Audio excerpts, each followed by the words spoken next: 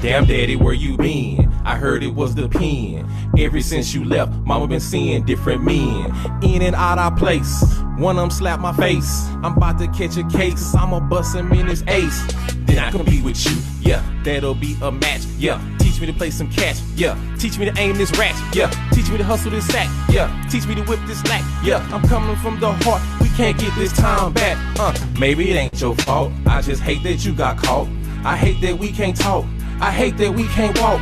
My mind is fucking gone. Daddy, just come home. Or should I take this chrome and aim it at my dome? I'm already on dope. I use it just to cope. I don't fuck with no hope. And nigga, I ain't no hoe. And nigga, I ain't no bitch. And nigga can't tell me shit. Better yet, don't even trip. I'm coming to see you, and that's on Crip, daddy. No fault. I gon' make it with no fault. Better yet, don't even trip. I'm coming to see you, and that's on Crip, daddy. No fault. I gon' make it with no fault. With no fault. Born into a bad world, bad boys, bad girls, grown men, white sex, should've landed in a latex, but he here now. Gotta deal with the fear now. Raped by his uncle, is he gonna be a queer now? What you tell a 12-year-old boy that suck cock for change, huh? How the fuck America not to blame? Taking away our manhood is not a game. He ashamed, how the fuck is he not insane? He can run, he can jump, but he can't block the pain. Fatherless, with a brain that is locked in chains. Crackers been gay since they came out the cave. You was introduced to faggotry as his slave. Now the church let him sing, let him dance and prance. Chances are preacher in the same circumstance. Fuck it, Jesus is a homo, and he don't come to the hood. Little homie riding dolo with no fault. No fault. I ain't gon' make it with no fault. With no fault. No fault. I ain't gon' make it with no fault. With no fault. Daddy, I need you, I need my seats too. I've been hustling and grinding, just trying to feed the please you. Nightmares into night stares, the painted bleeds through me. They tryna block me, boy, so I can't see you. I got that third eye RBG view that conquered division strategy that be see-through. Read the damn blues between these beats and my baby mama, man, god damn, singing the damn blues. But ain't nothing ever gonna stop me, boy. I fight for you till they pop me, boy, till they drop me, boy. I fight for you cause I'm a good shade warrior, Zulu soldier. I told ya, why Toto ain't never gonna let nobody disrespect like Hannibal. Resurrect, your Baba ain't never gonna mail it in with melanin. We born to win, we storming in like armament. Anytime anybody wanna harm again, we new Africans. We born to win, we born to rise, we born to ride. With the queen on our side, we Africans. Black families will rise again with black fathers. No father. I ain't gonna make it with no father. With no father. No father. I ain't gonna make it with no father. With no father.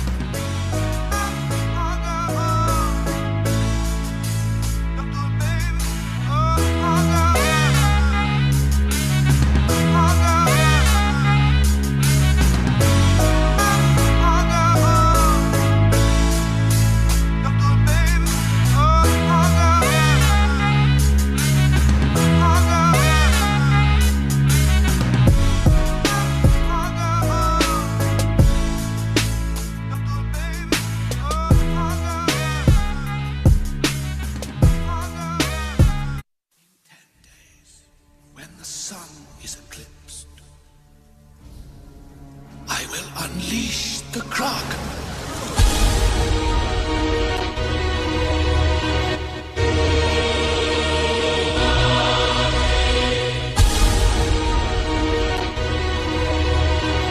Do you know what the Kraken is?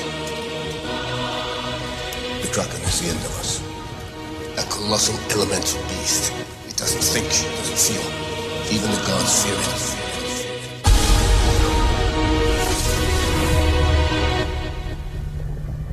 Release the Kraken! When you know that your people are God, you do what it takes to defend them. Get at whoever's against them, and don't hesitate to avenge them. When you know that your people are God, you thankful that you in their likeness. Ain't no more worshiping whiteness, ain't killing your enemies righteous. When you know that your people are God, you do what it takes to defend them. Get at whoever's against them, and don't hesitate to avenge them. When you know that your people are God, you thankful that you in their likeness. Ain't no more worshiping whiteness, ain't killing your enemies righteous. When you know that your people are God, you know that they only on top cause we left them. When we wake up we gon' get them and put them back where our ancestors should've left them. Yeah, I said elf them, but y'all gon' protect them. If it's between them and God, you select them. Worship they idols, your spirit erect them. They killing our people, why can't you reject them? The Bible's corrupt, the Quran is corrupt. As long as they use them to subjugate us. If the religion not picking us up, then put the book down and don't pick it back up. We gods, the scriptures are you. We already did everything that they do. Africans wrote everything that they read. Our ancestors bled but will never be dead. You know that your people are God. When you can survive on my offer, become educators and doctors. The enemy's mad cause he's not us. You know that your people are God. We're after racism and lynching. You patent 1,000 inventions. Y'all niggas ain't paying attention. Or you know that your people are God. This is our planet. We was everywhere before anybody else was anywhere. We're the makers, the owners. Mankind was made in our image. You know that your people are God. When after the savages take us, kidnap and murder and rape us, enslave us and still cannot break us. You know that your people are God. Whenever I step to my altar, the ancestors take what I offer and watch all my enemies falter. You know that your people are God. When after the savages take us, kidnap and murder and rape us, enslave us and still cannot break us. You know that your people are God. Whenever I step to my altar, the ancestors take what I offer and watch all my enemies falter. You know that your people are God. Who on this planet can stop the black woman? Chasing my seeds, you better take heed. When we wake up, all my enemies bleed. I'm a new African, whitey can't stop. Bucky can't steal and Heather can't block. Let's make it clear like a shot of Ciroc. I'ma get free while y'all wait on Barack. We gods, when we don't vote. We gods when they got us chained up on the boat. We gods in the pen, we gods in the bricks. There's nothing wrong with us that we cannot fix. Don't know your power, you can't see the light. This is your hour, you ready to fight? A mother, a sister, a warrior wife. I know I'm a god, with that of my life. You know that your people are gods. When they infect you with the virus, you still having babies despite this. Can't help it, the whole woman's lifeless. You know that your people are gods. When they infect you with the virus, you still having babies despite this. Can't help it, the whole woman's lifeless. You know that your people are gods.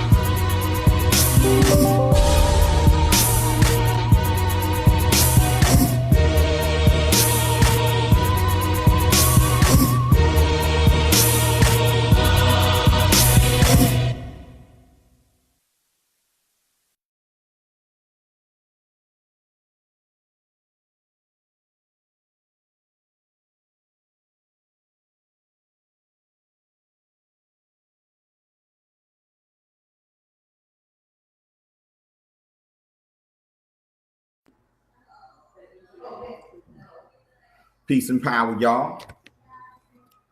This is your brother, Baba Amin Ojuok. I want to welcome everybody to the New African Temple. We meet every Sunday live via Zoom at 1 p.m. Central Time. Those of you who are watching us on the live Facebook feed, peace and power. Definitely leave comments. At this time, we're about to pour libation. That's how we all, of course, we're going to get started by paying homage to our ancestors. If there's someone you'd like me to pour libation to this morning, an ancestor you'd like us to pour libation to this morning, put them in the comments. Leave them in the comments, and we'll do that. All right. I got my libation plant ready, and I want to get started. We're not gonna keep you too long today, but we promise to be strong. We do have a guest today, Baba Ifalade. He has not logged in yet, but you know how this technology stuff can be. So hopefully we'll get Baba in. If not, we'll reschedule him because we definitely have a lot to cover today. And I definitely want to do my job or my mission, fulfill my mission in encouraging and uplifting you today, and making you feel good to be an African today, make you tap into your own divinity today, and to charge us up, man, to charge us up and challenge us to do what it takes to become better. A little bit about the New African Temple. We are an African-centered universalist spiritual institution, okay? In other words, we're not focusing on labels, okay? We focus on principles. We focus on values. Okay, we focus on that, but we look at the world from an African-centered perspective. In other words, we recognize the divinity of African people. We recognize that all major religions are just branches off the African spirituality tree, and that's how we view it all. Right. So that's what this is. So you could be Muslim and come to temple. You could be an African-centered Christian and come to temple. No white gods allowed. You could be Ifa and be a part of temple. You could be a Rasta and be part of temple. A Moor, a Hebrew and be part of temple. You know what I'm saying? Our concern is that you recognize that we're in that group, and our mission is to build spiritual unity among African people across the globe. All right. You guys are just a little bit behind me time wise, so please put your ancestors in the comments. I want to say peace to those who are watching. Peace, Sister Lalu. Peace, Brother Preem, Brother Ikaji, Fulani. Peace to you. Peace, Roman Holiday. Peace, Carmen Washington, Aminafu. Peace, Sister Betty White, and everybody else that's joining right now. All right, so let's get started with the point of libations. As African people, we recognize that we are only here because our ancestors are here. Right. And we invite them to be with us, to guide us from their plane of awareness, so we can be about the things that we are about and say the things that we are about to say. I like to start off. I like to pour libations to my mother, Alice Baker. Ashe. All right. Betty White would like to pour libations to Emma and Willie White, her parents. Ashe. Ashe. I like to pour libations for Minister Malcolm X. Ashe. I like to pour libations to my father, Robert Parker. Ashe. I like to pour libations to my grandmother, Jessie Mae Williams. Ashe. I like to pour libations to Marcus Mosiah Garvey. Ashe. I like to pour libations to Dacian Steptoe. Ashe. I like to pour libations to Minola Powers and John Folks. Ashe. I like to pour libations to Queen Harriet Tubman. Ashe.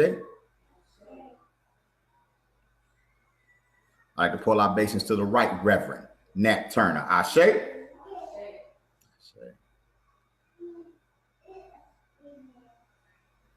I like to pour libations to George Washington Carver. Ashe.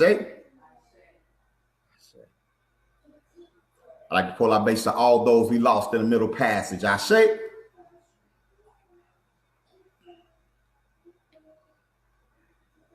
like to pour libations to Trayvon Martin. Ashe.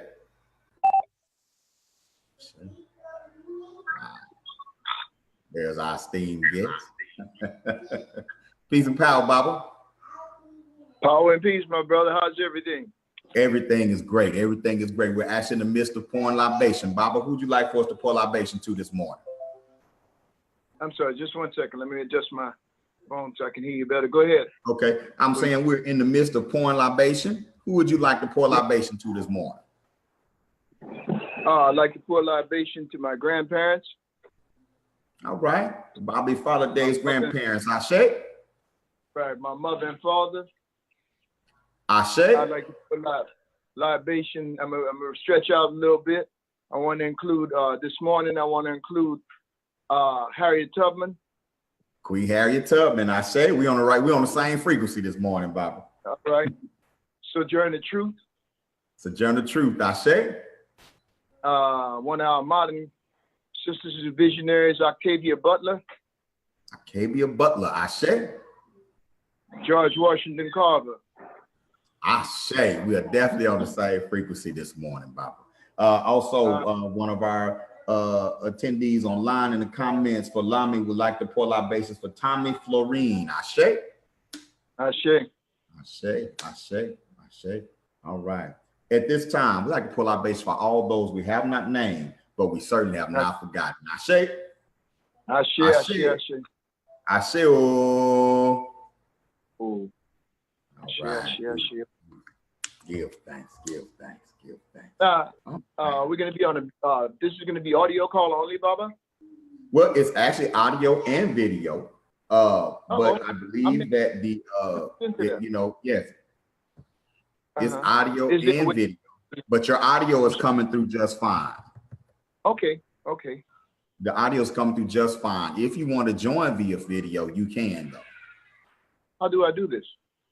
Let's see. I should have sent you a link in the email that would have allowed you to do that. Okay. It could have given you that, should have given you that option. Okay. You know, Baba, can I call it back and reconnect? Because absolutely. In case there's absolutely. Let's give it a shot. Absolutely. Let's give it a shot. Okay. All right. Thank you. All right. All right. While Bobby Ifalade is going to reconnect to us via video, he was there doing with audio, and which we can have a conversation that way, but he's going to reconnect. While he's doing that, I wanted to just get started, number one, by saying I love being an African man. I love being a Black man. I'm proud of who I am. I'm proud of who we are. I'm proud of our elders. I'm proud of our children. I walk with zero shame as an African man. Zero shame, okay? I'm talking about in the midst of our best behavior and in the midst of our worst behavior. One thing that is never called into question is my pride in being a melanated human being, my pride in being an African person. And that's something that I want you guys to really grab onto, brothers and sisters. I want you to really grab on to the fact that we are who we are. We're a beautiful people. Do we have challenges? Absolutely. What people doesn't? Have we been through hell? We absolutely have, but we fighting back from that. And I don't want any of us to walk in shame. Any of us to take on the negative behaviors of what some of us do and that sort of thing and paint your whole people with one broad brush. We're not all out here killing each other. We're not all out here neglecting our children. We're not all out here selling out and cooning and that sort of thing. We're not all doing those things. So let's not paint ourselves with this big broad brush and walk around in shame. I want to say rest in power to brother Funky Town Eminem, Emmanuel Brown. Was gunned down last night in Fort Worth.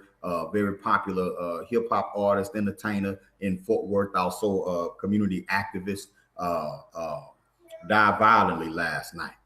You know, way too soon.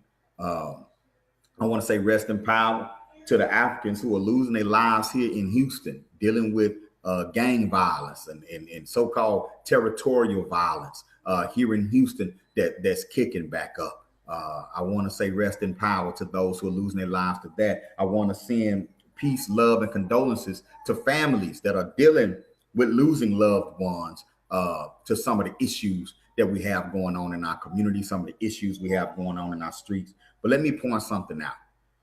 Violence is an American tradition. This country was founded upon violence. You were brought to this country in a violent way. Our ancestors were brought to this country in a violent way. We live in a culture where problems are solved violently. So what I don't want us to do, while we definitely have to fight to end senseless violence in our communities, while we definitely have to deal with more conflict resolution in our communities, what I don't want us to do is to allow this society, allow this country to earmark us as the poster people for violence. What I don't want you to do is to sit up and characterize ourselves as a violent people. This is a violent nation. And when you consider the amount of violence that this nation participates in as a nation, and then you consider the amount of violence that has been perpetrated upon us by this nation, and I'm talking physical violence, I'm talking spiritual violence, I'm talking cultural violence, I'm talking mental violence. It's a miracle we aren't more violent than what we are.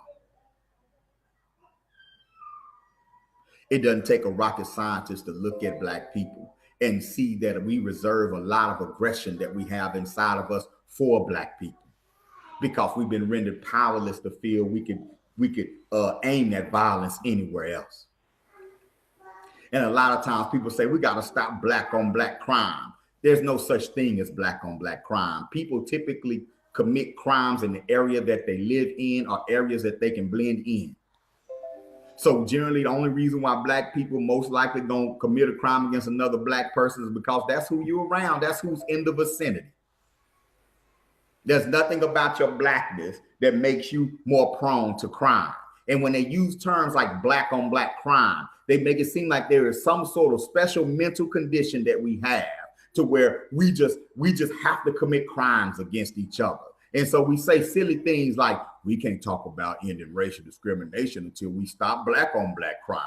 Well, golly, why don't we have to stop white on white crime before white people get anything? Why don't we have to stop Mexican on Mexican crime before Mexican people get anything? Why don't we stop Asian on Asian crime before Asian people get anything? Oh, you don't think these other people commit violent acts towards each other? You better look at it. You better go look at the sex trafficking and rape and the gang violence going on amongst brown people. You better go look at the trafficking and the enslavement and exploitation that goes on among Asian people.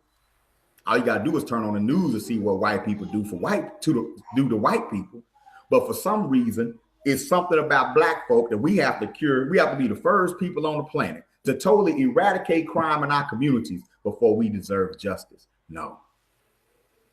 That trick works on us because we don't see our own divinity. That trick works on us because we're already working from a position of shame. We're already working on a mission to prove ourselves equal or prove ourselves civilized. So when something happens in our community, we say, when will it stop? When will we stop the violence? We need to stop the violence. We need to stop the violence. But are we really exploring where the violence starts?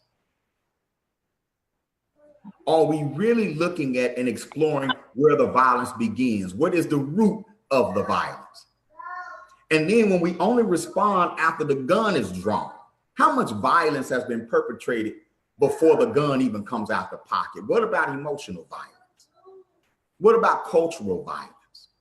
What about spiritual violence?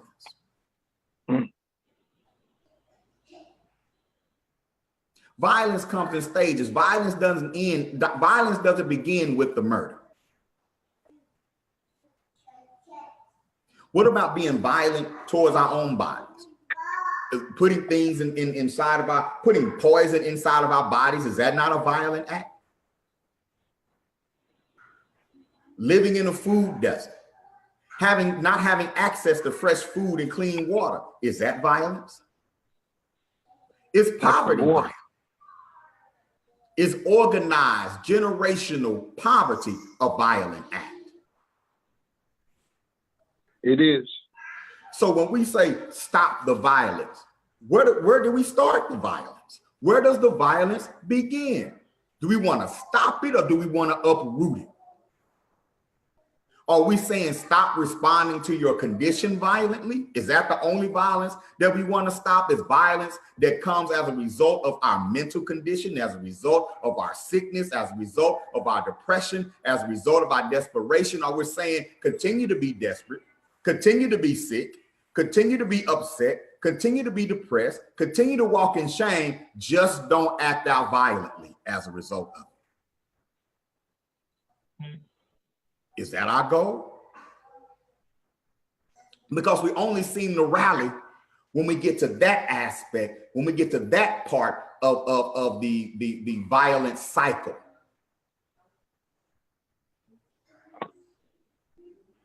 But we'll say, stop the violence. Go to the store, give me a bag of Takis. Stop the violence, pass me my cigarettes. Stop the violence, let's get drunk. Stop the violence, put on some hip hop where we're talking about killing each other. Stop the violence, I'm gonna hit my woman. Stop the violence, I'm gonna neglect my children, but stop the violence. Yep. So we have to start asking ourselves some hard questions and dealing with some hard answers. This is more of a complex issue than we like to believe. So it's going to take some complex solutions in every aspect of our existence, not just one or two. We can't just focus on the brothers and sisters that are acting out in so-called street gangs and say that's the problem. No, that's another symptom of greater problems, greater issues that we have the spiritual power to overcome and to deal with. And that's what Temple is all about. We are dedicated solutionaries around here. So I'm pleased to have and honored to have an esteemed elder in our community dialoguing with me today. You guys can definitely hear him. Let me know if you don't hear Bob. Bob, are you there? I'm here. All right, great. We have Bobby. Can you hear me clearly? Yes, I can hear you loud and clear. And clear. We have Bobby Ifalade with us today. Bobby Ifalade is an esteemed elder in our community. Well, he's so youthful. I don't know how much of an elder he is. He moves with such great energy. He's a farmer, an educator, a master drummer, a revolutionary, a solutionary. You'll have to tell me your official title as in your priesthood, Baba. But this man is someone who I look up to, someone who I watch, and someone who's revered by many of us, and a lot of us complain about not having elders to talk to and that sort of thing. We killing all that noise at the New African Temple, okay? Because the brother we talking to today is somebody that you can not only talk to, but he would take time out, he would listen and give you guidance to the best of his ability. And today, Baba, we're going to be talking about one of your favorite topics, and that's food.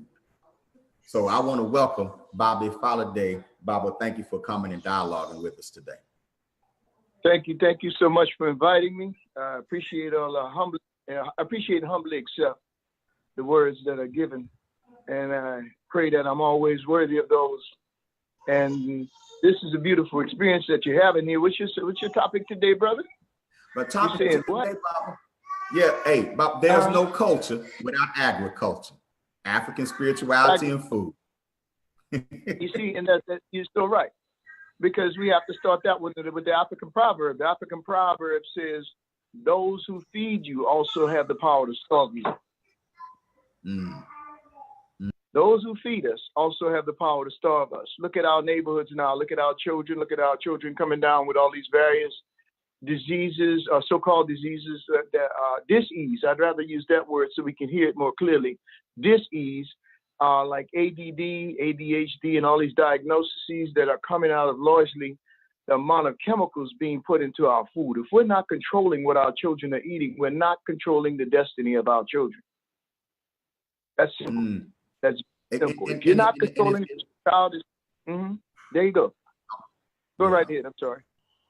No, and I was just saying that you mentioned that us not controlling what our children are eating and what's feeding them, and talking about the chemicals that we're being fed, and going even harking back to the proverb when you said that those who feed you also have the power to starve you, and you mentioned the children, and again it gets to the point where I'm talking about how we deal with symptoms when we deal with our children's behavior. Sometimes we'll say things like, he just don't like school.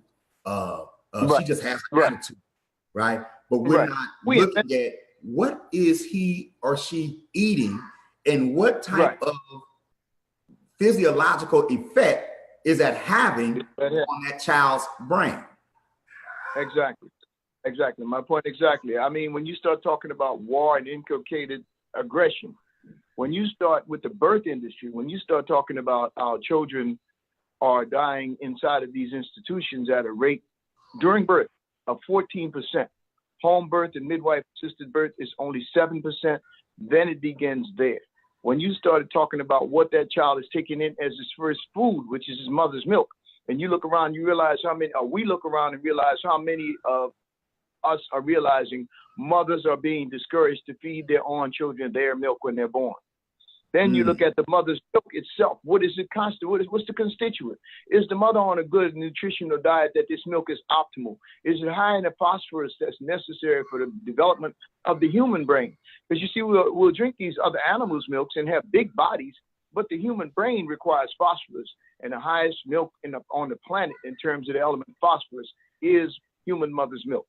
And that human mother's milk is that human child's brain. When we look at that, and we look at then from the point when that child comes off breast milk, if they've been lucky enough to get some, what are their first foods? We have so many processed foods being touted as baby foods. We have mothers that feel actually cool with putting Coca-Cola in the baby bottle. You know, we got people that actually feed their children French fries from McDonald's when they're babies because it's kind of a finger food. Now they just recently came out with another 15 additives that are actually cancer causing and possibly even fatal towards human tissue. So we're really dealing with a litany of frankenfoods out here. We're eating these things like they're safe. We think that we're all right with it. The expense of it is what really draws us into it. Where the heck can you find 3 chicken nuggets for 99 cents, a burger for 99 cents? Anywhere we can't even fix those things at home for that price. So that says something is wrong with the industry and how broken that industry is, because to support it, it has long-ranging ecological effects. We really are not looking at the fact that they're burning down forests in South America to create cattle land so that these billion burgers a day can be sold. And those things are affecting us regardless of where we are, whether we think we agree with what's revolutionary in this world or not. We still breathe oxygen, you know. So if you're in a rainforest, you're not getting oxygen, and all of that filters all the way back to our food chain, where we're sitting here eating that food, thinking we're getting nutrition because we've been told that. We've been told to drink milk, and most Africans in this country cannot even tolerate the digestion of milk, because it has lactobacillus M is the required enzyme. Digested. I'm one of them too, and it's very common. A lot of us don't realize it. We think we have allergies. Well, we have a primary food allergy, and once it's triggered, we become sensitive to everything around us. How can allergists say somebody's allergic to 72 different things? You know, come on.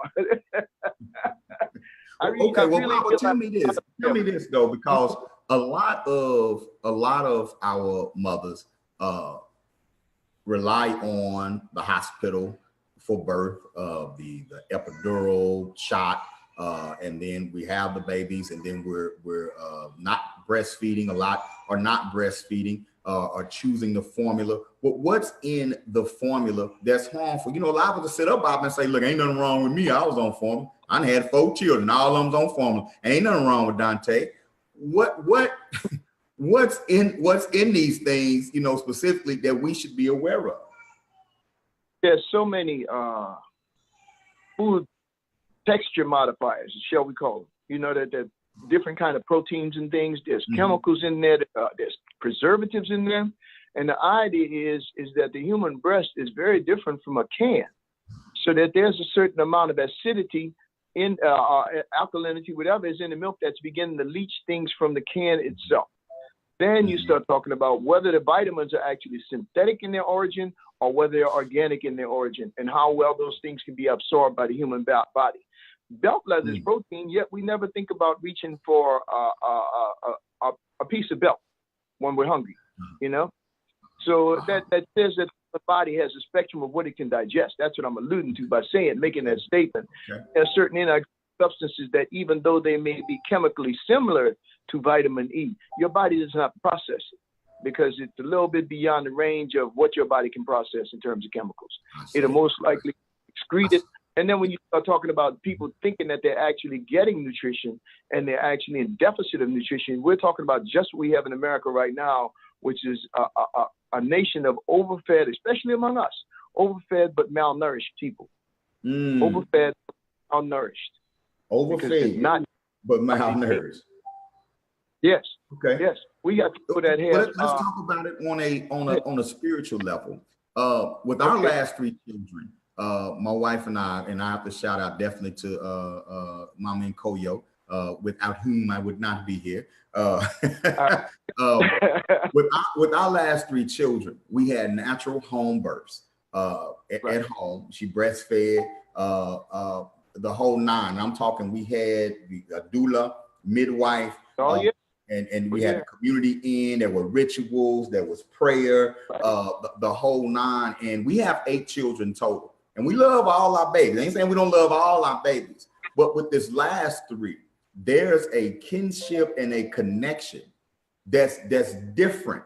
It was a different experience. So there's a different sort of spiritual connection that we feel as a result of being so attached to our babies throughout this whole process. Is that something that you've seen? Is there a spiritual repercussion for us taking in all of this sort of artificial nutrition as opposed to using the nutrition that's already provided us through our own bodies and through the land? The first spiritual damage comes in with the divorce of the father from the participation in the process of birth. That's not natural. You know, that's not natural in and of itself. Maybe there's a space where the sisters go to have the baby, but the father is not pushed out to a room down the hall passing out cigars, talking about I'm gonna have a baby soon. You know what I mean? There's been an exclusion of the father in the process, even the beginning rituals as well. You know, where the mother should be welcomed by the community and those people who are joyous to see that she is fruitful and beginning to, you know, conduct the process of gestation inside of herself and bring a child into the world, another ancestor come back to us. If we're divorced from that process, then it's harder for us as men to connect to our children. Sisters don't understand this. That's really part of the problem that we're having as African men. We're, by this patriarchal Western society that we've been indoctrinated into and, you know, stolen, brought, and everything else, but this indoctrination part is what I'm talking about, where we don't see ourselves as part of the process. That's the white man's idea. That's not ours as African men. You know, we are right there. And think about it, because we are the people who allow our women to walk around bare-breasted without thinking of them as sex objects, because we realize the breasts are the baby to nurse. Somehow we allow other folks tell us that that's uncivilized. But anyway. They're uncivilized, exactly. They're uncivilized because they can't restrain themselves. You understand what I mean? They can't restrain themselves just by seeing a woman's breast. So that tells you who's really civilized and who's not. You see what I'm saying? Yes, so sir. When we come to that, you begin to understand that the first divorce or the first estrangement happens when they take the father out of the birthing process. Then, because there should be, as I've had in my own family, a legacy of men who feed the child the first food, the first solid food. Does that make sense? Because the mother is feeding the liquid food, the breast food is a sense of a chance for the father to make connections. Because I came from a father who told me for the 4 of my children, and I did it with each one, that I should cup my hands and place my hands on the belly and put my mouth down on my hands and speak to my child before they get here. So they will know my voice. So they will know my voice. I did that with all 4 of my children. And while I was in the birth room with all of them, every last one of them turned and looked for me when they heard my voice because they knew it. They knew it was for me. So that connection began. And these are rituals, Baba, in utero, they're still there. Yeah, you know, they're still there, and they got to get to know who you are. So then it's easier for you to communicate with that child now that they're outside. They're simply outside. It wasn't that you didn't acknowledge them as being a living being prior to their birth. That's what my great grandmother, the Louisiana midwife and root woman, would say. They are alive from the moment they're conceived, and they're aware of life around their conception. I say, you know, and these are ancient beliefs, and that's why I want people to know that. Like sometimes we hear this, and we've been educated in that other paradigm. We think we're hearing new stuff. Oh, talk to the baby. Oh, feed the baby the food. See, that's that new stuff. That's that pro-black stuff. That's that. No, this is ancient. This is stuff that we brought, customs that we brought over here with us. Correct? Exactly and precisely. Because when did we talk baby talk to our children? You catch older people, they do not talk baby talk to children. They don't. They talk to them. They talk to them. And they also reinforce consequences. Like once you hit a certain level where you've been explained certain things are going to happen if you're not compliant with those things. You know, and that helps us develop our sense of consequences, that life has consequences. I can't remember which Adinkra it is by name, but it's the one that refers to the chicken's foot, the hen's foot, because it speaks of the mother hen stepping on the chicks. And they say, why does she step on the chicks? Because she is keeping you from stepping on them. Her body is bigger and more easily seen by something big as a human. So, you know, so that you see that and you won't step on that chick by accident. And it's really something our own brothers will tell you. Baby, I'll spank you, I'll whip you, but the world will kill you. And our children don't have that sense of security anymore. You see what I'm saying? They don't have that. They don't have that sense of security of correctional love. I guess they call it tough love, but you know, just that sense of commitment to a person that you don't want them to do wrong, to the extent that you're willing to invest yourself in the seeming not in their favor for a little while till they get over and understand that you were in that moment trying to help them. That kind of trust. And we're gonna get into that, Baba. And I'm speaking with Baba Ifalade right now, y'all. We're speaking with the great Baba Ifalade right now. We're talking about there's no without agriculture, and we're linking our spirituality, linking our way of life with our way of eating, with our food. I wanted to take a minute, Baba, and shout out one of my sponsors. They're also parents of students in our online Uhuru Academy, and that's Ashe Clothing and Design. And if Sister Satet is listening, please put the link to Ashe Clothing and Design in the comments. We got to circulate that dollar, y'all. All right. And this is one of my families with the Uhuru Academy online, and we're now enrolling. As a matter of fact, they do great clothing, accessories, apparel. They'll ship it anywhere in the world. So big shout out to Ashe Clothing and Design. I wanted to do that right quick. And Baba, I wanted to ask you, just dealing with the land and us as a people that have been traditionally tied to the land. There was a time in this country after slavery where Black people owned about 20 million acres of farmable land. There were over 900,000 recognized Black farmers in America. That number has dwindled greatly. Before we get into some solutions, Bob, what took us off the land?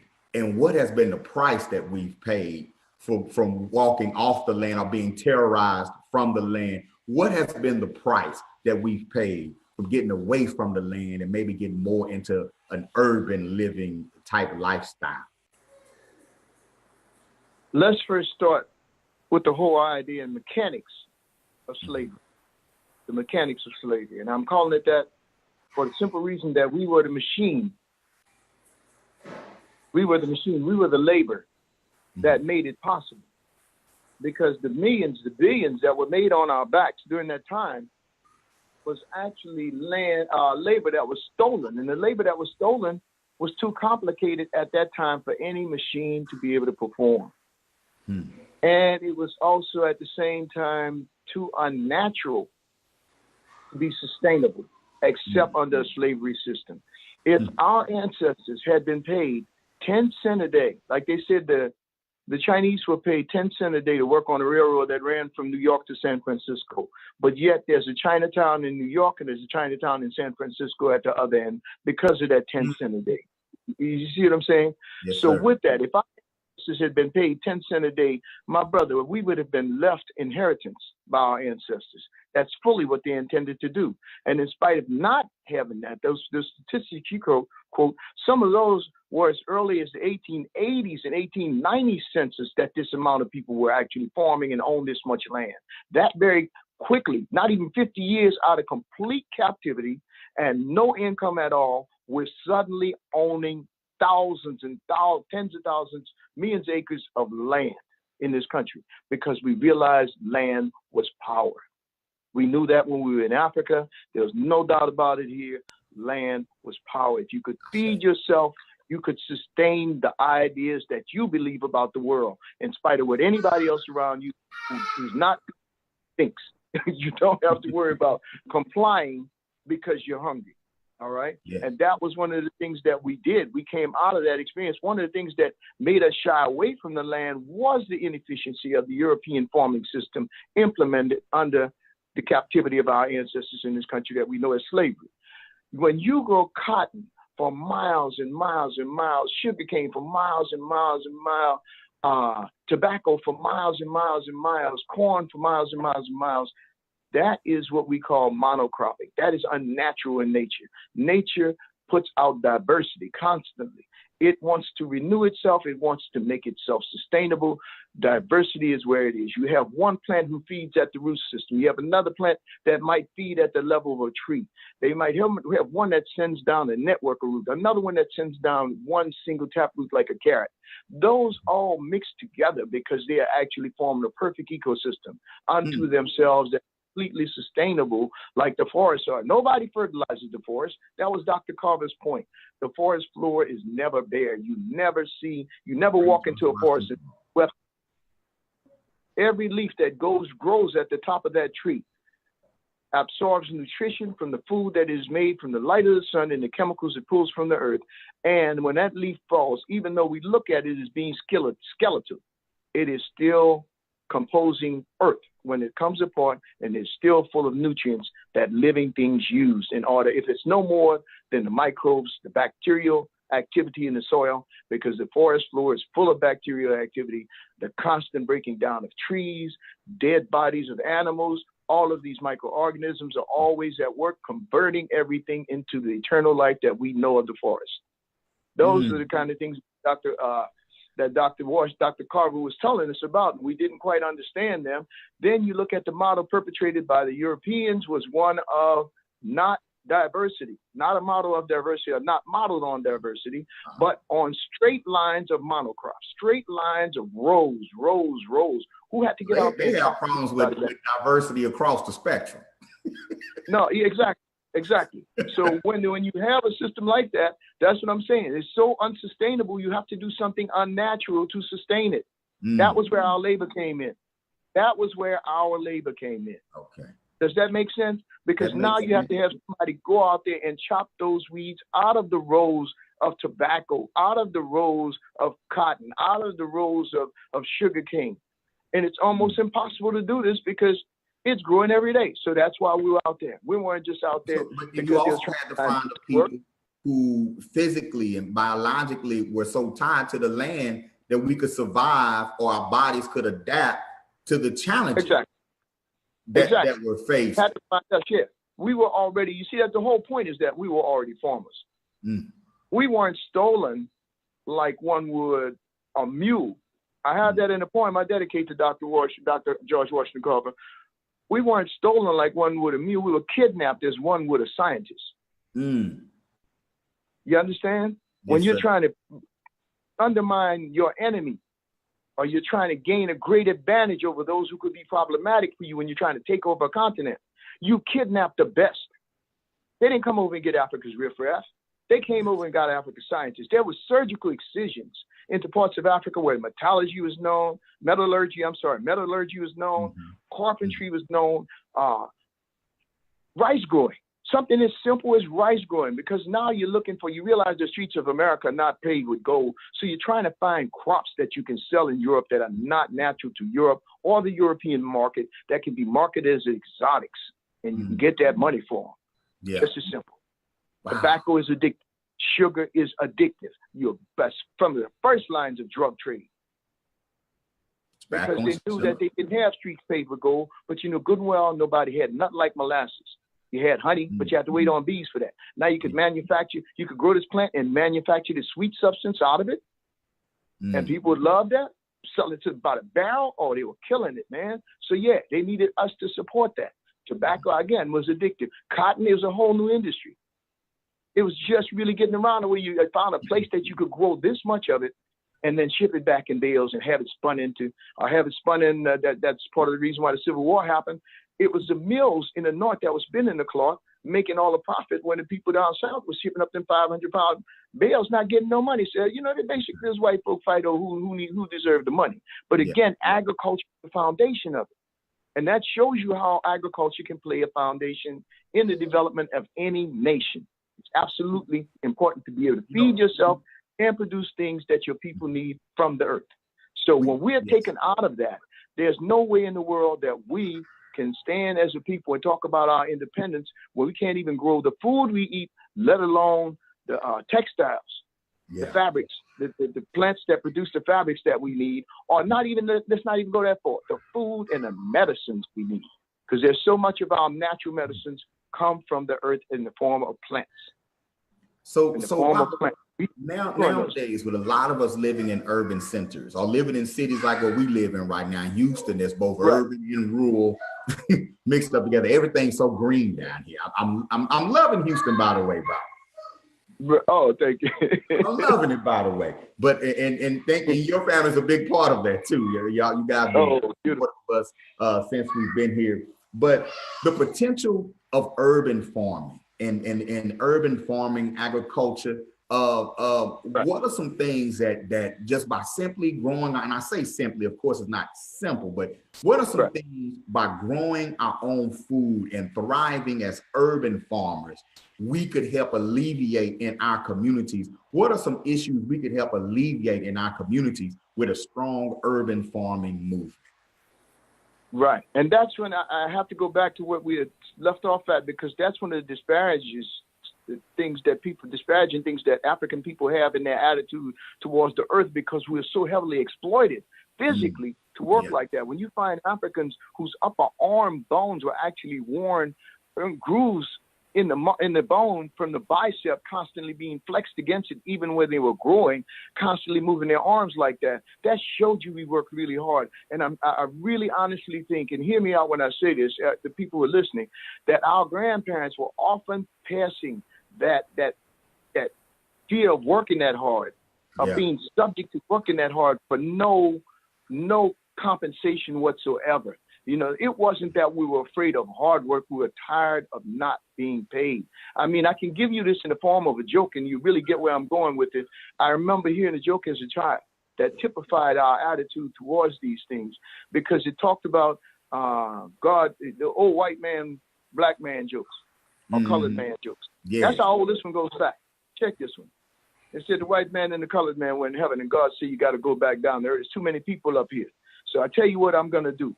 You go down to earth, I'm going to send you down a bundle with each one of y'all need, all right? You get your bundle, and that's what you got to go with while you're back down there on earth. He sends down a big old bundle, and the brother ran and spread eagled over it and clapped it and claimed it for itself. And from the heaven fell another smaller bundle, and the white man ran over and grabbed it. The brother opened up his bundle and saw the pickaxe, the rake, the shovel, the hoe. The white man opened up his and saw the paper and pencil. He saw the what? A paper and pencil. The paper and pencil. You see? And it talked about how black people, after coming out of the physical labor of slavery started moving towards the more less blue collar and more white collar jobs. You see what I'm saying? Yes. And then they had a disdain for the earth because of how we had been exploited for the benefit at the hands of these other people in the earth. So it's with that, like we had a coming disdain in for between you and the creator, or you and the creation. It's like you have this great relationship with divinity that's tied into your relationship with the earth. We're gonna come in between that relationship and turn you against divinity by overworking you. And when we kill you, you're gonna blame divinity, not me. Exactly. Exactly. That's the whole evil plot of it all. To the extent that even now, the descendants of those people have a disdain for the earth. You look at the average person and say, come on, let's go out here and clear this lot.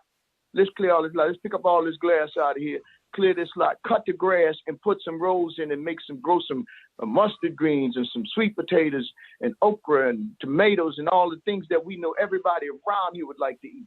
You know, let's do that. People look at you like you crazy because that has been ingrained in them from those grandparents and those foreparents who had the disdain for the earth because of how they were exploited. Now we don't necessarily understand that we have got to reclaim our right as the original farmers of the planet to help feed our people. It's not only that it is our right, it is how much creativity we've lost from not being a part of the process of putting a seed into the ground, taking care of it, letting it grow out and bear fruit. Everything we do has to follow that process for us to be successful as a people. We first must have an idea of what we want. Plant that seed, take care of that seed, plant that seed in optimal conditions. Let me say that. Plant that seed in optimal conditions, then do whatever we have to do, which is the part we call cultivation, to help it to grow. And when that thing grows and bear fruits, we will have fruit in which there's many seeds, and we can perpetuate that kind from that forward, that thought, that idea, that concept. So what we have is that divorce. So right now we don't understand that something as simple as a lot across the street from you with the proper techniques, because a lot of times we're still looking at the white man's way of digging up the ground. And I want to say that because I believe in a style of farming that's called no-till farming. We don't dig up the earth. We don't dig up the earth. We actually use covering for the earth to smother out the vegetation we don't want. We may cut things down. You know, and there's a garden that I work with in the DFW area. That's the sister Afia shit, not Afia shit. Asasiya, Mama Asasiya. Her garden up in Dallas. I went out and that demonstrated the methodology that I use, because that's one of the things that we have to get away from is that we don't have time to sit down and turn all the dirt that you want to plant in over with a shovel. We don't have time for that. We don't have time to sit out there and go out there and water every day, day after day after day, and your water bill going up. We don't have time for that. We don't have time to go out there and pull weeds, because they're growing faster than the tomatoes. We don't have time for that. The methodology that I've actually been, that I'm actually the proponent of and somewhat the developer of is the African style urban gardening in America. I have a Facebook page under that name, African style urban gardening in America. And that's based on Dr. Carver's principles of the forest floor is never bare, number one. Number two, me traveling between Africa, Asia, even European countries like Finland, you know, as a part of my musical career. But every time I hit a country, that was one of the first people I connected with was the farmers. I wanted to find out what they were doing, you know. And the thing is that I began to realize that there were certain patterns that were really just completely spread across the planet, ubiquitous in terms of certain farming technologies, especially among native, sustainable, or sustenance farmers, the kind of people who grew food for their own food. You know, it wasn't growing food for market. They were trying to make sure that they ate. Their methodologies that were based on those ideas, those were the most successful farmers I ever ran across in terms of efficiency. Or the amount of work that they had to put out and the amount of material that they had to put in. Because, you know, you can just about make anything grow anything if you're willing to invest in bringing in, like some of these people tell you, just bring in some new soil and build raised beds and buy fertilizers, these really exotic. Well, yeah, you get a really good crop. But average black person, average mother, single mother, doesn't have the kind of money to sustain that or create that kind of effort, let alone sustain. So with that, I'm coming up with methodologies that simply work because they are simple methods that based on what the average person can find out in the streets of America, in the neighborhoods that's being thrown away, and utilize those things as resources to build an effective, positive, food-producing garden. And one of the things that happens when we're in the garden, we actually have to solve problems, but the problems are related in natural paradigms, you know, and problems that are you're taking care of a major issue right there, because we may be low on funds, but if we're not low on food, we can figure out how to get some funds. That's it. That's it. And a lot of times when we're low on funds, we tend to make the bad choices in eating that actually lower our chances of success. And that's true. You know, we go out there and buy that 99-cent burger and, you know, burger and fries and drink. Yeah, you eat that, but you're not going to feel like you really want to get back out there and pitch and try to throw on what you was doing before that. You're going to have some time out trying to recover from that. And that means that's time lost in the game. And when we're talking about an urban game out here in America, hours can make a difference, you know? So what the idea is on be at an optimal level. The other thing is that we miss by not doing urban farming is we're not connecting to the earth. We're not touching the dirt any longer. You know, our fingers are not going to the soil. We're not walking on the earth barefooted. We're not looking at processes that are going on the earth that mimic human paradigms like growth, development, tapping into things like roots, expanding and opening and receiving energy like leaves, expressing development like a bloom, going farther beyond that and fruiting. All of these things happen in the garden, and they're really things that happen within human development. So sometimes when we're in the garden, we're even being reminded of our internal processes as humans. And that's one of the things we lost by not being connected to nature any longer. We were people that lived in nature without disturbing nature. People think of Africa as being primitive because we didn't destroy all the forests and we didn't kill off all the animals, and not talk about all the endangered species. You see a lot of so-called European innovations, but what was the price? Everything has a price. What price is nature paying for our cars, for you know, the radiation coming from our phones and that sort of thing? There's a price to everything. Indeed. And even those things, when you start talking about things like overload of energy, like radiation coming from our phone, what do we do with that? You know, you put that back into the earth who can deal with it. When you have your hands in the soil, okay, let's think of it in electrical terms. Why is it that that third plug and the very thing we touch in the earth is also both called the ground? Why is that third outlet, that little third called the ground receptor on the plug is called the ground, and the very thing we touch on earth is also referred to as being the ground. So it's an electrical existence that exists between electrical connection that exists between us and the earth. And we are often not discharging the energy that we receive in the day to the very being that is here to take it, which is our mother. This is a great living being. That's the other thing we lose consciousness of by not forming in the cities. We lose the consciousness that this is a great living being upon whose back we live. I guess in the way of analogy would be like fleas on a dog, you know. But the great living being, and we're on it. And this thing, you know, when we touch it, we feel its energy. We know its energy. We know its vibration. We harmonize with it. I think that when we wear shoes constantly, we're not touching the earth, so we don't get that sense of connection. You know, when we walk on concrete constantly, so we don't get that sense of connection. If you're walking on the earth at some point, if you're touching the ground with your fingers, if you're planting something, if you're watching it grow, if you're realizing that it's going to die if you don't water it, you know, if you don't give it optimal conditions, some plants need this, some plants need that. You start to begin all this consciousness of awareness of what things around you are about. You become aware of parts of yourself and what that part within you needs too, in order to be sustained. Even as an how to nourish that in other people. Yes. As an educator, I've always felt that, you know, some classes say they need a school pet. I believe every classroom needs a school plant. There should be school plants. You know, that when children get to take care of plants and grow food together, garden together. And it's been our experience with the Uhuru Academy.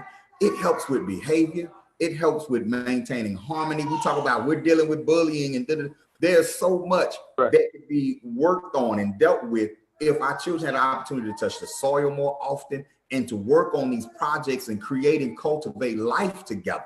Perhaps cultivating life together more. It's been my experience. It caused them to care about each other more. Yeah. It gives them life experiences at a different level as well. Because I can remember when I was teaching, I was doing an agricultural class, urban farming class, with a group of young people who are actually one step from being kicked out of Houston public school system altogether and sent to, I think it's called CEP at that time, which is basically like a out prison. And they were, I remember we were at one of the community gardens, one of the ones that I'd helped build, and that one young man was behind me speaking to his friend. He said, man, I'm about to be 15 soon. I'm talking to a group, explaining to them how to take out baby plants, hold them by the root ball, and transfer them into the ground from the little pots that we had them in previously. And I'm saying support the root ball so that you're making sure that you're not, holding the plant by the stem and the root ball is heavy enough to possibly damage it and things along that line. I'm just explaining them the process.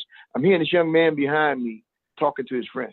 He's saying to his friend, I'm gonna be 15 soon. I think I want to have my first baby, man, when I'm 15. I'm gonna make my first baby when I'm 15. So I'm listening to him, and we're all getting together. And I call them, those two over, these two young men over, and I'm asking them, go ahead, get your plants planted.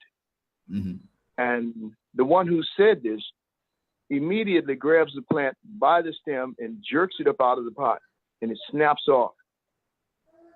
All right, and I looked at him, and I said to him, I said, young man, I don't think you're ready to have a baby yet. You just picked the baby up by the head.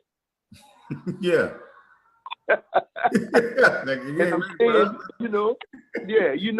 you can really use a garden for our people who are passing through puberty as well, to explain the whole idea and interdynamics of even female-male relationships as they are male and female plants. One must pollinate the other, fertilize the other. There are all kinds of things that plants do to ensure their survival. There are all kinds of ways to teach more complicated ideas to our children by using the garden as being the medium for doing so, is what I'm getting at. And that helps our young men and our young women to have an idea of why you should act this way, why you should interact this way with him, what that leads to, what that takes away from. These things can easily be taught by the things that a garden shows us clearly, constantly. Plants actually excrete chemicals that are harmful to other plants. A mother plant, like say a magnolia tree, let's look at that one. It actually drops leaves down that are very high in tannic acid. The tannic acid actually inhibits the growth of any other plants around its roots, whereas its own seeds do very well in acidic soil. Wow. Kind of practicing separation a little bit, huh? Hey, look, we need our own space. So even plants sometimes need their own space just to be around their own kind, so they could build an environment conducive to their own growth. Not hating on the other plant. It's just that we move this way. Hey, other plants got their game. Ain't now one of them, man. All we watching in plants, and that's one of the beautiful things about understanding the plant world. Even among them, there's conflict in slow motion. You know what I mean? Yeah. There's conflict in slow motion. You watch a creeper vine creep on something and try to strangle it. You watch that thing move. You watch these things, basically getting the slow motion battles with each other. One plant get moved into an area that's not native to and what it does to survive. How it'll grow, what changes, what adaptations will it make in order to assure its survival. Plants have even developed their appearance around pollinators.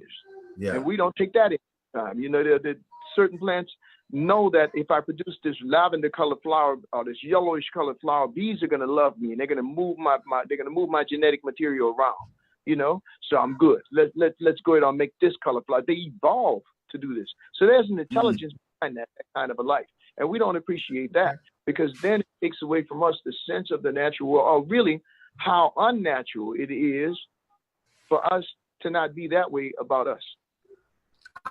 Why we don't. And I was going to say that for us spiritually, even our spiritual health, Baba, you know, taking on, of course, conquerors bring a religion. Conquerors bring a religion. Conquerors bring a way of life. And in studying the pedagogy of the oppressed, we often see where the oppressed take on systems of those who have oppressed them. And when we see examples of true freedom or independence, you see people shedding the culture and the spiritual systems of those who oppress them. I don't think that's the paradigm that we necessarily walk in. Now, there's definitely always been a push for us to do that. You're breaking up a little bit. Always been a nation of Islam strong, but are we just like how plants need an environment conducive to their development and growth? What about our environment and our producing an environment conducive to ours? Can we continue to carry on the cultural and spiritual norms of other people and bring the best out of ourselves? How could we? I'll say, let's go back to our education, understanding of education. Everybody's pretty much familiar with the word kindergarten. Kindergarten. Yeah. Kinder is related to child. Garden is garden, child's garden. This is where we begin to grow our children. In other words, that's a European concept, but it still starts at the idea of that's how they advanced European culture to the fact that we across this planet pretty much have some form of the word kindergarten in our language, or some adaptation or form of it in the language, because that many people use that concept to embody when a child first enters school. How did that happen? How did the Germans take over that much of the language to explain something? That was because they had the power under white supremacy to do so. And that became the common language, the common terminology and usage. And it speaks to the idea that when one has a concept, if they teach that concept to another, that becomes a person's reality. And if you keep advancing that concept and building on that concept and even creating physical realities centered around that concept and that understanding, then those things only reinforce that as a belief in a society. And with a belief, you can build anything.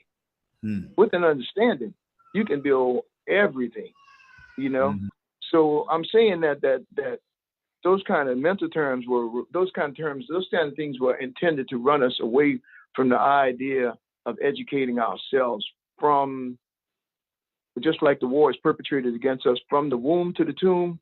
We need to be educating, programming, reprogramming ourselves from the womb to the tomb. And we've got to start with when I say the womb, I am seriously talking about our children. How can we not teach them, give them a filter with which to see this world through? Every other culture that has anything worthwhile in this world, whether we're talking about the world itself in a spiritual sense or the world as a marketplace, the people who have protected and kept their most valuable contributions and they're well known for them are people who kept their identity intact.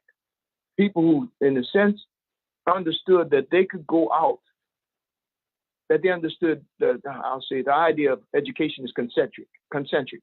You learn and study self first, and it makes it easier for you to go out and understand others.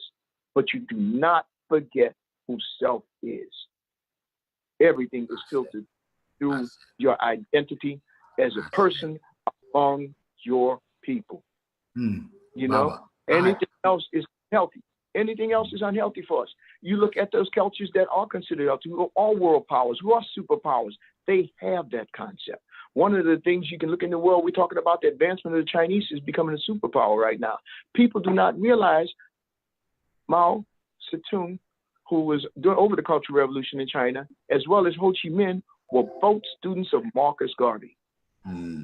Yes. Both studied about it. They both, and I'm just finding this stuff out.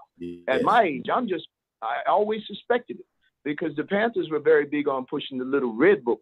And I noticed to me how Garvey-esque it sounded even then. And when I found this out in the past couple of years, it was really no surprise. Okay, now it makes sense. Now it makes sense.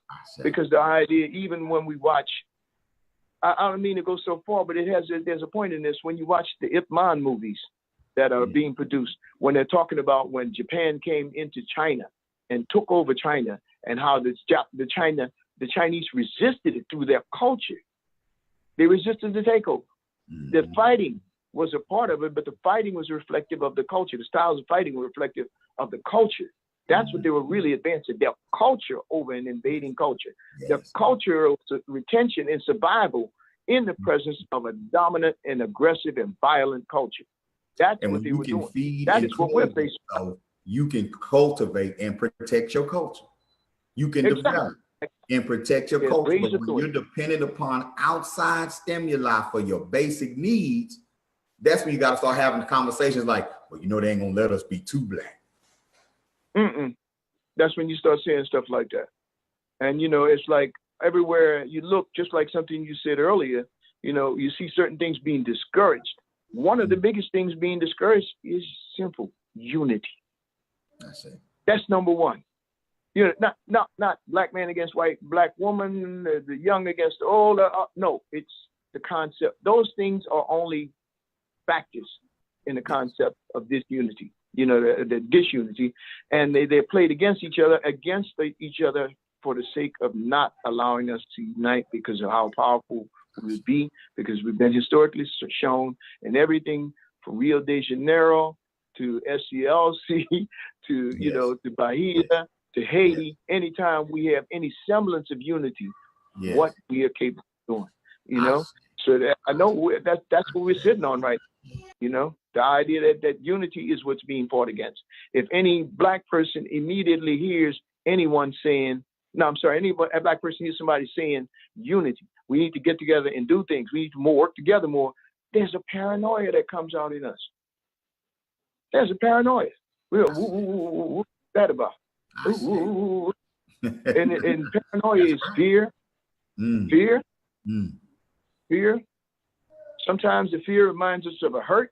The hurt brings an anger, you know, and we're right back at square zero with being mad at another black man, a black woman, another African that's saying we need to work together. And we don't even know this person. Because we experience so many negative experiences, all of these being caused because there's ways of destroying people that just takes them off. And there's ways of destroying people that makes them exemplary to the witnesses. Yeah. In other words, when you lynch somebody in front of a crowd and you say, this is what you're going to get if you do this again, that sits in your soul. There's a pregnant mother that's sitting. They already proven epigenetic knowledge. You know, they already proven that Africans who came over here on the ships have a different signature in their gene code. Just like they said the Jews that went through the concentration camps in Germany have a different genetic signature. It's epigenetic. We have something a little bit different in us than our brothers and sisters on the continent. That's one thing that helps us to understand that we don't need tribalism. We don't need nationality. We need Africa. We need to see ourselves as being African wherever we are, but not worry about whether that African is defined by us being Moorish or, whatever, Hebrew, Muslim, whatever title we want to give, Medic, whatever title, all of that. Somewhere along the line, from the same tree. That's all. And what is that doing us in the face of unity? When they're coming for us, it ain't gonna be about none of that. Like Malcolm said, you know, I'm paraphrasing, but you know, it ain't gonna be about none of that. That's right. You know, so what we have to look at is the unity. And if we're looking at the unity, that's one of the first things we'd come back to realize. Where's our land? Like Garvey said, where's our land? Well, how are we gonna feed ourselves? See, so it gets back to what we talked about with agriculture again. Why? Because the civilizations of Africa were built on agriculture. When people don't have to run around in the woods looking for roots, digging up berries, trying to find what animal they're going to kill that day or whatever, when they get the stability, the social stability that agriculture gives, it allows for all of the tools of civilization, shared experiences, the shared knowledge, the shared technologies, all these things that create civilizations. I say. Baba, I want to thank you. I want to thank you for joining me today. I want to thank you for your wisdom today. Before we get out of here, how can the community support your work and the things that you're doing? And or what are some events? What do you have coming up? Some of the services you offer us? How can we support you, Baba? Well, anybody who wants to reach me after this time can reach me as Baba, B-A-B-A, Ifalade, I-F-A-L-A-D-E on Facebook, or Ifalade Baba on IG. I'm also an Oluwo. You asked me about my title earlier. Yes, I'm an Oluwo Babalao that's received Igba, and I also do Ifa divination. I also do the warriors here, which is the giving of the Ajagun, the giving of the Eshu, the Ogun, and the Shosipat, and the Elekis that correspond to those. I also give the hand of Ifa. I'm also teaching in the spring African urban style gardening classes. I'm also a drummer and always available for naming ceremonies, for marriages, anything along the lines of the community. I have poets. I work with a retinue of both poets and dancers for your cultural events. I think, and I'm my jeweler. I keep forgetting about that sometimes, but I'm also a metalsmith and jeweler, and my page, Bobby Ifalade on Facebook, features a lot of my work. And if you want to see a lot more of my metalwork, you can go to my page on Instagram. That's Ogun, O-G-U-N-S, Forge, F-O-R-G-E. That's on Instagram. And my son and I, Obai and I, we have that page together. He's also a budding metalsmith right now. And we intend to keep on doing this because even that, all of those are healing modalities for me and us. Those are the things. That's why it seems like I'm doing so many things. It seems disparate, but they're really connected in my head because it's all ways of us healing our people. You know, we're in the middle of a renaissance right now, so it's important for us to get as many skills together. People, please hear me. You need to learn how to grow food. I don't care what you're doing else, what else you do. If you're working downtown in the bank, if you're out there sweeping streets, if you're selling popcorn at the ball game, you need to know how to grow food. Everything is dependent on how to grow food. It's definitely something that we should all be coming in on together. We often come together. What can we do to stop this? What can we do to? Let's talk about some things we can start. Let's talk about some things that we can start that'll in turn help us stop some of the things that we need to stop. And definitely being empowered to grow our own food, returning to the source, is definitely a key component in dealing with what we're dealing with today. So I appreciate you, Baba. I want to take this time out to shout out to the Prince Circle of Legends Academy in 5th Ward. I want to shout out to the Shea Community Center, Shrine of Black Madonna. I want to shout out to Lone Star RBG, the Sacred Sister Circle, all those out there who are any and all that are out there on the front lines, fighting, struggling, striving, and loving on African people and working towards our global sovereignty. So thank you, Baba, for joining the temple today. Thank you for inviting me. Love to have all the brothers and sisters out there within the sound of my voice. Love to you, Baba Amin and Mama Nikoyo. Thank you very much for making things like this possible for our community. Give thanks. We just get started. Give thanks, Baba. We just get started. All right. Whew. All right, y'all. I'm fair for today. Those of you out here who enjoyed this video, enjoyed the information, got something from this information, help us spread this information. Like the video, share the video, put it in all your groups. All right. Let people know about what we're doing here at the New African Temple. Also, I'm still looking for some very intriguing Africans to bring on to dialogue with on Sundays. You know what I'm saying? So we can continue to talk. People say we do too much talking. Nah, we don't do enough. We need to talk about the right things. And we can't be ashamed to talk and to dialogue and translate that dialogue into action. All right. And so I want to encourage everybody out there, everybody, instead of just looking up at the sky and thinking you're connecting with your divinity, looking up at the sky with your hands closed, look down at the earth and put your hands in it and explore that connection as well. I say, all right. I say, hey, Black Power, I love y'all. I don't mind telling y'all, spread the word. Peace and power. Thank you, Bob. All right, thank you, man. How can I get a copy of that? I'm gonna send it to you. Okay, perfect. Yes, I'll send it to you. I'll definitely share it to you on the deal and on online, and then the recorded copy I'll download and send it to you too. Okay, there'll be a link that I can put on my Facebook page or anything? Yes, sir. I'm about to tag you now. All right, there we go. Good, man. Motivate. Hey, man, tell me something before you go. You're offline and everything, right? Hold up. Let me see. Let me get room live right quick. Okay, I'll call you back.